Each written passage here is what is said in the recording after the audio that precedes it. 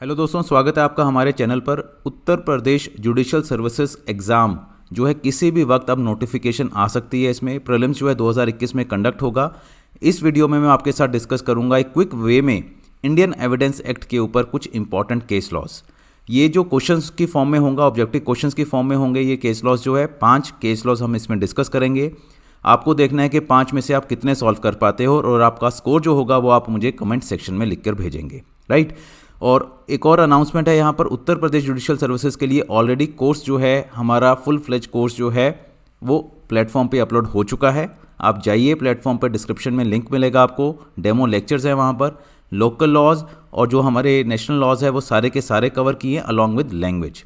तो जल्दी से आप कोर्स देखिए और ये वीडियो आगे बढ़ाते हैं एविडेंस एक्ट के ऊपर। Question number 1, the case of Pakala Narayana Swami versus King Emperor. ये बहुत इंपॉर्टेंट, बहुत फेमस केस है। रिलेट्स टू कौन से टॉपिक से, कौन से इशू से ये Pakala Narayana Swami versus King Emperor का केस रिलेटेड है? तो option number C, dying declaration. ठीक है, तो ये बहुत इंपॉर्टेंट है। बहुत बार ये कई स्टेट्स में आ चुका है क्वेश्चन। तो डाइंग डिक्लेरेशन से रिलेटेड है पकाला नारायण स्वामी का case. Second is Kaushal Rao versus state of Bombay is related with which topic of the law of evidence? First is confession, admission, dying declaration, estoppel. तो correct answer is dying declaration.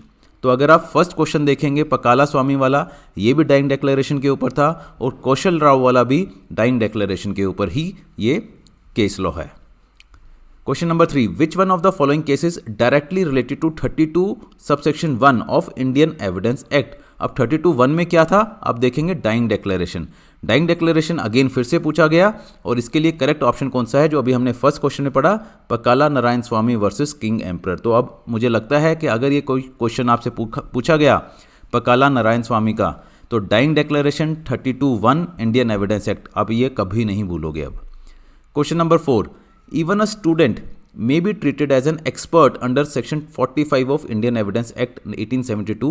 It was laid down by the Supreme Court इन 4 judgement में से कौन सी judgement में Supreme Court ने बोला कि सेक्शन 45 इंडियन एविडेंस एक्ट में जो एक्सपर्ट है वो एक स्टूडेंट भी हो सकता है, स्टूडेंट को भी एक्सपर्ट के तौर पर ट्रीट किया जा सकता है? तो correct answer is Kanpur university versus Sameer Gupta and others 1983। तो यूनिवर्सिटी में स्टूडेंट होगा तो स्टूडेंट को एक्सपर्ट मानने के लिए सुप्रीम कोर्ट ने बोल दिया। तो थर्ड ऑप्शन है, जस्ट याद कर सकते हो आप इस चीज से। Question number 5 and the last, Palvinder Kaur versus state of Punjab relates to which of the following? Confession, dying declaration, entries in the book of account, relevancy of judgments. तो correct answer is confession. Palvinder Kaur का केस कन्फेशन से related है, state of Punjab वाला, right. तो ये ध्यान रखना है, ये क्वेश्चंस जो है केस लॉज के ये रिपीट होते हैं बहुत बार, तो हो सकता है आपको आपके एग्जाम में मिल जाए। तो जल्दी से मुझे बताइए स्कोर क्या आया आपका। और हमारे डेमो लेक्चर्स जो है ऑलरेडी प्लेटफॉर्म पे है, उनको देखिए और अगर आपको अच्छा लगे तो आप एनरोल कीजिए। Thank you very much.